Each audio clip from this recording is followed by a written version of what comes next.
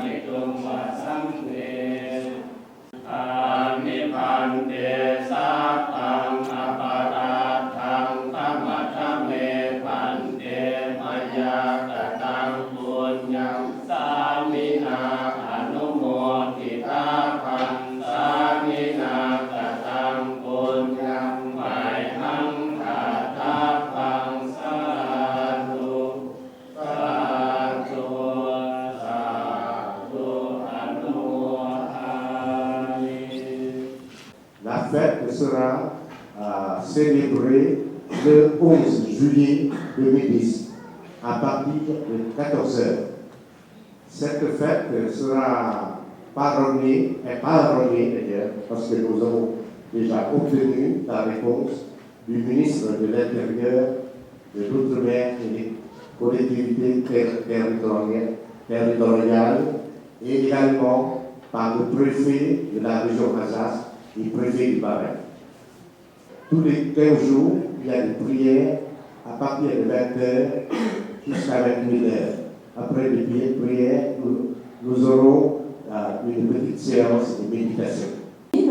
Donc dans l'ordre chronologique, on va avoir tout d'abord une séance d'initiation ou d'introduction à la pratique de la méditation zen qui va avoir lieu dans quelques instants à la petite salle qui est juste au premier étage. Donc une séance qui est évidemment ouverte à tous.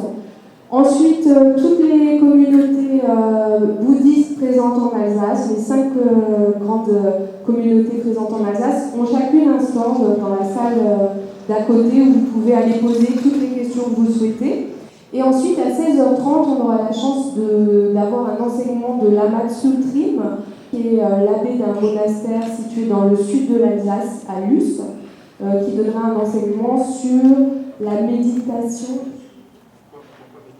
Pourquoi méditer? Donc à 16h30 dans cette salle. Et en fin de journée, la communauté vietnamienne, dont nous avons ici 2 membres de cette communauté qui sont sur scène, proposera des danses vietnamiennes, ainsi qu'une cérémonie traditionnelle d'offrande de fleurs qui est faite chaque année à l'occasion du Vesak, et on offrira des fleurs à toute l'assemblée. Donc si vous n'avez rien à faire d'autre cet après-midi, je vous invite à rester avec nous jusqu'à la fin.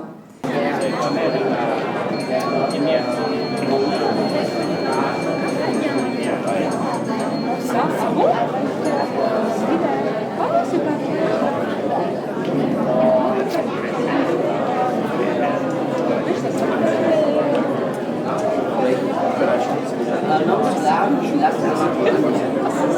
pas vrai. Mais je pensais que ça serait plus ça.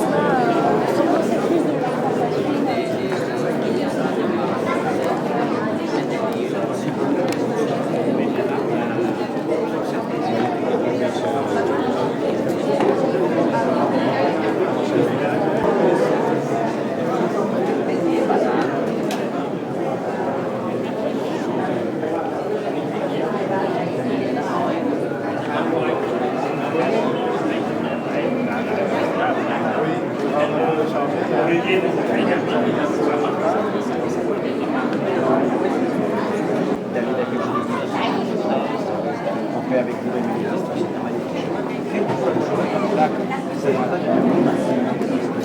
Je suis sûr.